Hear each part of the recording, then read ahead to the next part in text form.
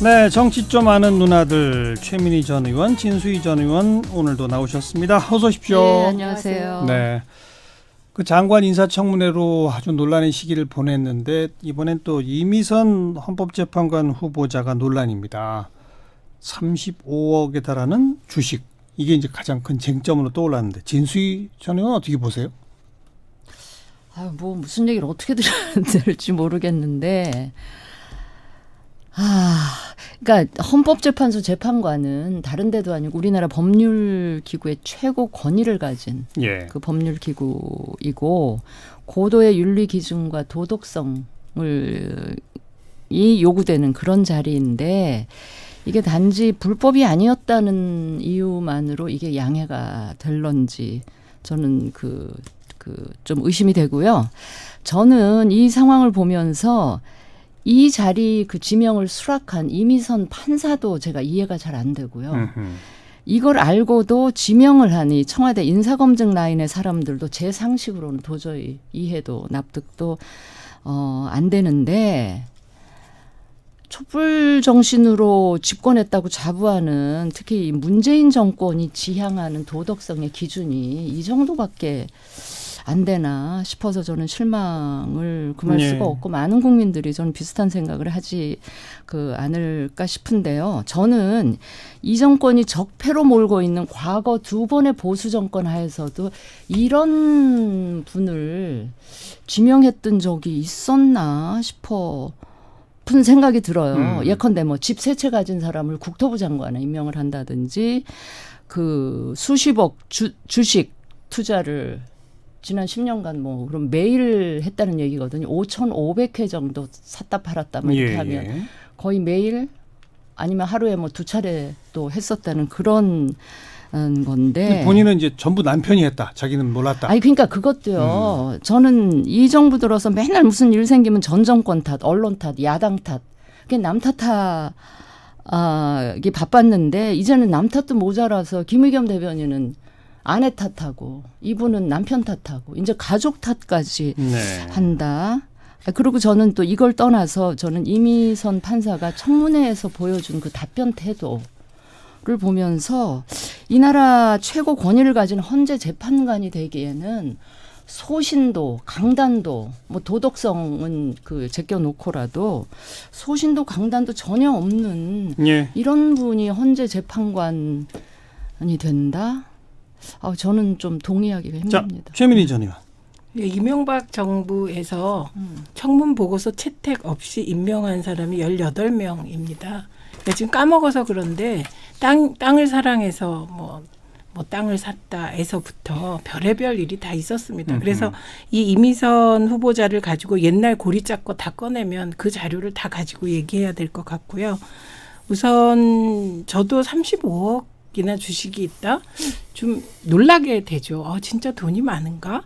그런데 내용을 들여다보니 자금 출처엔 문제가 없었습니다. 남편이 오늘 글을 올렸더라고요.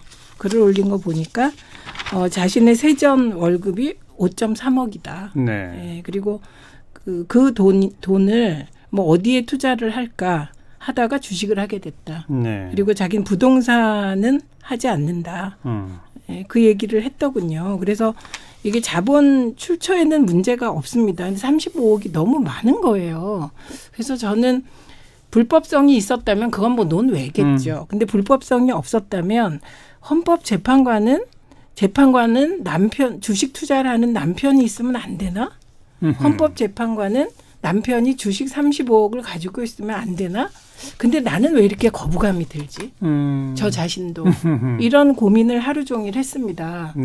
그러면 어떻게 해야 될까? 그리고 또 하나 궁금한 건 그럼 다른 헌법재판관이나 혹은 부인들은 주식을 한 사람이 없었나? 이런 생각도 들고 그래서 국회의원들 주식 순위를 쭉 살펴봤습니다. 그랬더니 어떤 분은 주식을 뭐 2천억 이상, 어떤 분은 1,000억 이상, 뭐 제 10위 안에 든 분이 마지막에 한 10억 정도 가지고 있더라고요, 주식을. 그럼 국회의원은 되고 헌법재판관은 안 되나? 어쨌든 이런 생각을 하루 종일 했습니다. 그래서 이게 저도 판단이 잘 안 서는데 일반 서민들이 보시기에는 어떨까? 이런 생각에 동의합니다.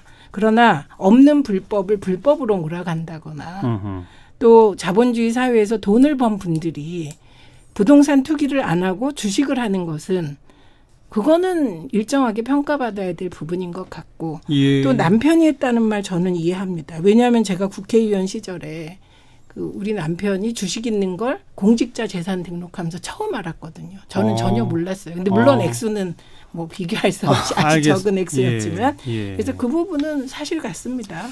최민희 전 의원 말씀이니까 이런 거네요. 그러니까 논리적으로는 헌법재판관이 남편이 월급을 많이 받아서 그걸로 주식 투자를 뭐 빈번히 좀 사고 파는 것 같은데 그런 남편이 있으면 하면 안 되나? 논리적으로는 이거 뭐 안 될 건 없는 것 같은데 왠지 정서적으로는 좀 이 느낌이 아니, 이상하다 네, 그런 저도. 말인 거죠. 네. 그러니까 하라 그러세요. 주식 투자를 하든 네. 부동산 투자를 하든 하라 그러세요. 근데 그거 그렇게 굳이 그래서 재테크를 하고 싶었으면 아니, 그냥 남편인데. 남편처럼 아니 그 아내 명의 아내 재산을 또 아니 아내 남편이 명의로 획득했던 거 남편들이 아니에요. 주식 많이 합니다. 아니 그러면 그냥 판사 고만하고요. 변호사를 하면서 같이 그렇게 하라 그러세요. 왜 헌재 재판관이 되겠다고 하냐 말이에요. 그리고 국회의원들하고 비교를 하는데 국회의원들이 뭐 주식을 많이 가지고 있다 그래서 헌재 재판관의 청문회를 하는데 국회의원들이 주식을 갖고 있으면 그 사람들 청문하지 말라는 얘기예요.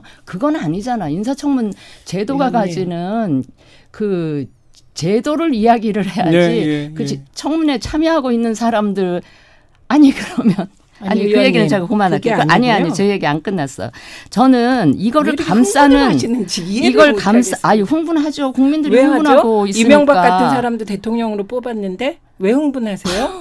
그리고 이미선 아니, 제 후보자가 얘기 무슨 뭐 끝나고 죽일 죄를 얘기하세요. 졌습니까? 이걸 감싸는 이해를 민주당 못하겠습니다. 의원들 이해찬 대표부터 해가지고 감싸는 의원들에게 묻고 싶어요. 입장이 바뀌었더라도 불법 아니라는 이유로 그럼 이걸 수용했겠느냐. 저는 그거를 좀 되묻고 싶고 아니 그러니까 진수희 전 네. 의원 생각의 가장 큰 문제는 핵심이 뭡니까? 뭔지. 주식이 많은 거? 아니 주식이 일단 많고요. 또 답변을 하면서 자기 남편은 부동산을 몰라서 주식을 했다. 네. 아니 부동산을 모르면 그냥 은행 예금하고 그러면 되잖아요. 그리고 불법이 아니라는 것도 지금 확인된 게 없어요. 지금 오늘 그 바른미래당하고 한국당 그 법사위원 간사들이 지금 그 아마 기자회견을 통해서 그 수사 의뢰를 한 것 같아요. 그 이제 고소 고발을 한 것 같아요. 그거는 일단 수사를 해봐야 될 일이고요. 이 정도 되면 제가 얘기하잖아요. 설사 불법이 아니었다 해도 이거는 국민의 눈높이나 국민 그 정서에 비춰보면 다른 데도 아니고 헌재 재판관의 자리에 과연 맞느냐. 알겠습니다. 이런 의심을 할 수밖에 아니 없죠. 지금 오해를 잠깐만요. 하고 청취자들 위해서 정리 좀 하고요.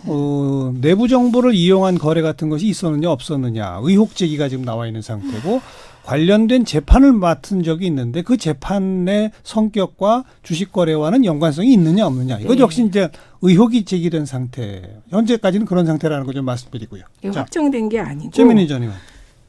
제가 35억의 주식이 왜 이렇게 많지? 그런 정서적인 게 동의했다는 거예요. 예. 그런데 좀 더 생각을 해보면 그러면 남편이 그런 주식하고 이렇게 하면 헌재 재판관을 안 해야 되나? 그러면 국회의원은 청문회 안 거치니까 도덕적인 게 문제되지 않나? 그럼 국회의원의 도덕성은 헌법재판관보다 낮아도 되나?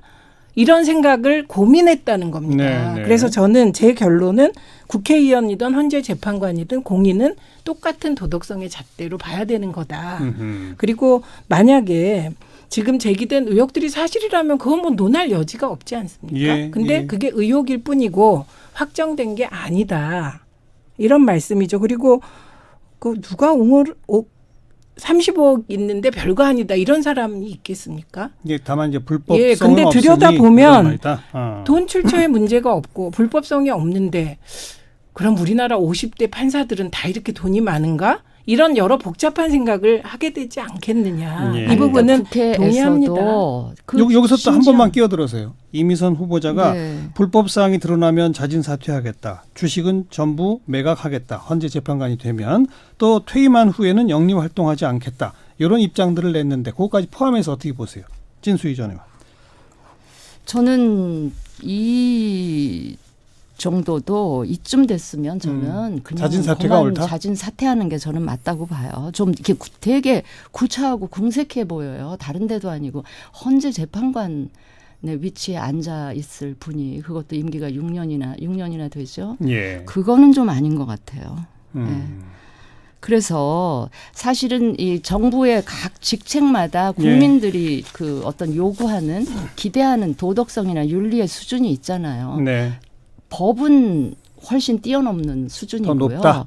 거기에 헌재 재판관 정도 그러면 우리나라 최고 그 법률 그 권위 있는 기관인데 가장 높은 도덕적 기준이 있다. 예, 있어야 되는데 거기에 비춰보면 알겠습니다. 상당히 모자라다. 이게 이제 또 청와대 인사검증 라인의 이야기로 올라갈 수밖에 없는 대목인 게 마침 지난번 2017년에 이우정 헌법재판관 후보자도 주식 보유가 문제가 돼서 낙마한 사례가 있었단 말이에요. 근데 그 사례를 기억하고 있을 텐데 또 이런 주식이 논란의 대상이 될 것을 예측하면서도 지명한 것, 그 검증 라인에 대한 문제점, 그건 어떻게 보시는지. 최민희 저리만.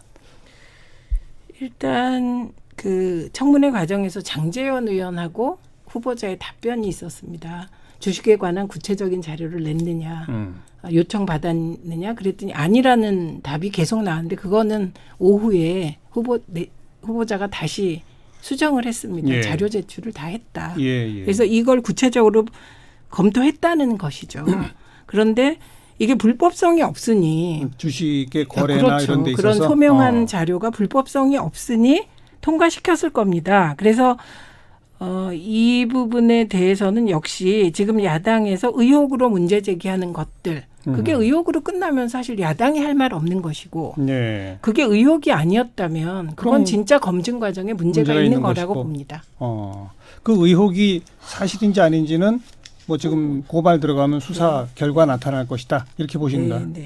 아니, 그러니까 저는 여전히 적법이냐 불법이냐 이 수준을 뛰어넘는 윤리나 도덕성을 가지고 우리가 청문을 하고 그 자리에 맞는 사람을 앉히는 건데 자꾸 이 수준까지 끌어내려서 이야기를 하면 그 얘기가 잘 안 통하고요. 저는 검증 라인에 있는 분들이 들여다보고 이게 설사 이 불법성이 없었다 하더라도 이게 국회에 가면 청문 과정에서 어떤 일이 벌어질지를 뻔히 아는데도 이런 그대로 추천하고 청문회에 보냈다는 거는 뭐 제가 보기에는 굉장히 여전히 오만하고 오기 인사 이렇게 좀 받아들여지고요.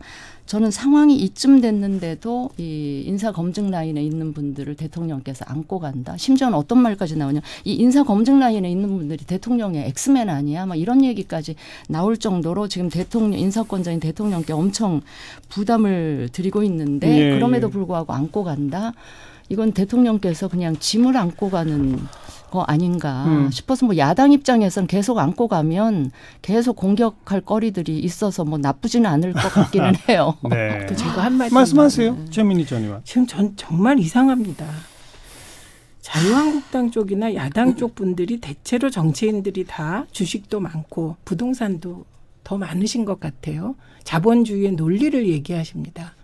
그런데 예를 들면 이 35억과 도덕성의 관계가 그러니까 헌법재판관 후보자나 가족은 주식 투자를 하면 안 된다. 이걸 이번에 원칙으로 만들겠다. 그건 이제 또 다른 논의가 필요할 것 같습니다. 그런데 자기가 번 돈으로 주식 투자한 게 그러면 도덕성에 문제가 되는 거냐.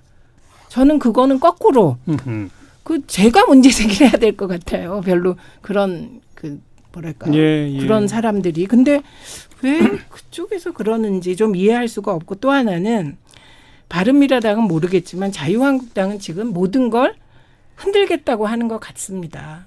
그래서 그 흔들기 프레임을 딱 정해놓고 문제 하나가 35억 주식이 있다. 그럼 이거를 범죄자다. 이런 프레임을 만들어서 계속 토론을 하고 계시더군요. 고소고발도 계속 네. 들어가고. 고소고발을 청문회가 끝나기도 전에 뭐 절차가 끝나기도 전에 고소고발을 해서 이거를 검찰로 가져갑니다. 이런 식의 행태는 저는 이해할 수가 없습니다. 왜 이렇게 자꾸 정치의 문제를 알겠습니다. 검찰로 가져가는지.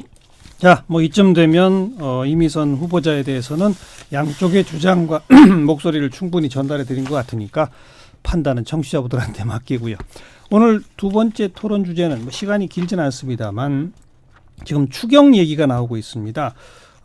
미세먼지 관련 추경 얘기가 나오다가 또 경기 대책까지를 포함한 추경 얘기가 나오고 구체적인 액수로는 한 7조를 넘지는 않을 것이다. 이런 얘기들이 나오고 그럽니다. 이것 역시 진수희 전 의원께서 먼저 어떻게 보세요? 이 추경. 이 정부 문제 생기면 그냥 추경 얘기하는 것 같아요. 기승전 추경 같아요. 근데 저는 처음에 이 산불 피해 때문에 추경 얘기 나왔을 때 아니 슈퍼 예산 책정해가지고 집행하기 시작한 지 올해 지금 한 1, 4분기 정도 지났잖아요. 그런데 또 그 엄청난 액수의 추경을 해야 되나. 일단 예비비가 책정이 되어 있을 테니 예비비 지금 규모가 어느 정도인지를 좀 따져보고 도저히 안 되겠다 싶으면 그 추경을 하는 게 어떻겠냐 이제 이런 생각을 했어요. 그런데 이제 어제 밝혀진 걸 보니까 애초 그 예상보다 한 3배 정도 더 그 피해 면적이나 이런 게 더 넓다고 하니까 아마 피해 지원 규모도 늘어날 텐데 어쨌든 그렇다면 지금 남아있는 예비비와 들어가는 돈, 들어가야 될 돈의 규모를 좀 비교해보고 추경을 하더라도 좀 최소 규모로 하는 게 어떻겠느냐. 올 한 해 또 무슨 일이 어떻게 벌어질지 모르니 좀 나라 예산도 좀 아껴가면서 썼으면 좋겠다 하는 말씀을 드리고요. 그런데 산불 대비 뭐 그전에는 미세먼지 관련도 있었습니다만은 그거보다는 경기 상황 변화, IMF의 권고 등등 이런 경제적 대응을 위한 추경이 사실은 액수가 훨씬 크거든요. 그 점에 대해서는 어떻게 보세요? 근데 이제 이게 야당에서는 이제 내년 총선 앞두고 총선용 아니냐?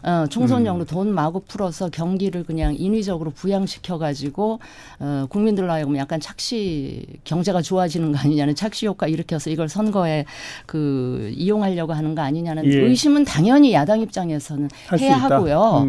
이 국민들 세금 만들어서 세금 만들어서 만들어진 곳간을 잘 챙기고 하는 일은 야당의 의무이기도 해요. 그러니까 이제 그런 차원으로 받아들여야지. 이것 역시 무슨 발목 잡는다. 뭐 이렇게만 갈 일은 아니고 아니다. 야당을 잘 설득하셔서. 최민희 전 의원. 우선 산불로 추경이 시작됐다는데 그거 아닌 건 분명합니다.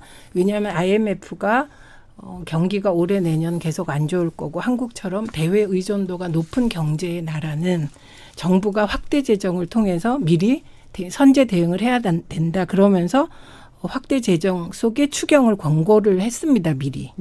그래서 추경 논의가 시작됐다. 이 점 말씀드리고요.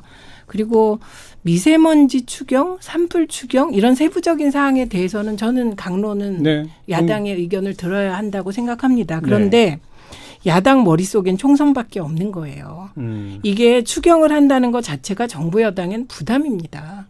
그렇기 때문에 야당 머릿속엔 온통 총선밖에 없어서 이걸 가지고 경기 부양해서 뭐 이거 착시 현상을 일으킬 것 아니냐라는 그물을 쳐서 전 이거 역시 또 다른 흔들기 프레임이라고 보고 그다음에 그 추경의 구체적인 항목에 대해서는 정말 꼼꼼하게 살펴주길 권합니다. 만약에 이번에 또 여야가 손을 잡고 꼭 보면 추경 안에 지역 SOC 예산이나 민원 예산, 쪽지 예산이 꼭 들어가거든요.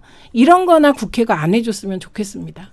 아니 저는 한 가지만 이미 올해 경기가 힘드니까 올해 충분히 저는 확대 재정 편성을 했잖아요. 그래서 슈퍼 예산 얘기도 나오는 거고요. 그다음에 야당은 총선 생각만 한다고 얘기를 하셨는데 이해찬 대표야말로 머릿속에 총선 생각만 갖고 계신 것 같아요. 그래서 5월부터 본격적인 총선 준비 국면에 들어가겠다 이렇게 얘기를. 그게 뭐가 문제입니까? 당 대표가 총선 준비하겠다는 것과 추경을 총선과 연결시켜서 욕하는 게 같습니까? 아니 야당이 도대체 왜 총선 생각만 모르겠습니다. 하고 있다고 하니까 그거는 여당이나 야당이나 다를 바 없다 그 말씀. 그게 아니죠. 이해찬 대표가 언제 추경과 총선을 연결시켰습니까? 야당은 총선과 추경을 연결시켜서 그 얘기가 비난을 하는 거잖아요. 그러니까 번지수가 틀린 거죠. 아무튼 일단 구체적인 안이 나와야 세부적인 논의는 진행될 수 있을 텐데 야당 쪽에서는 추경은 혹시 총선을 대비한 예산 풀기 아니냐라는 의심을 갖게 된다. 그 의심에 정말 부합하는 안을 가져오면 이제 퇴짜 놓을 거다 이런 말씀이고 의심하지 않도록 잘 의심하지 설득을 않도록 하라는 잘 얘기죠. 설득할 수 있는 안을 가져와라 이런 네. 얘기고 그런 안을 만들어내는 것도 정부가 해야 할 몫이니까요. 그건 나중에 구체적 안이 나오면 그때 또 한번 토론하도록 하겠습니다. 네. 네, 정치 좀 아는 누나들 최민희 전 의원, 진수희 전 의원이었어요. 고맙습니다. 네, 감사합니다.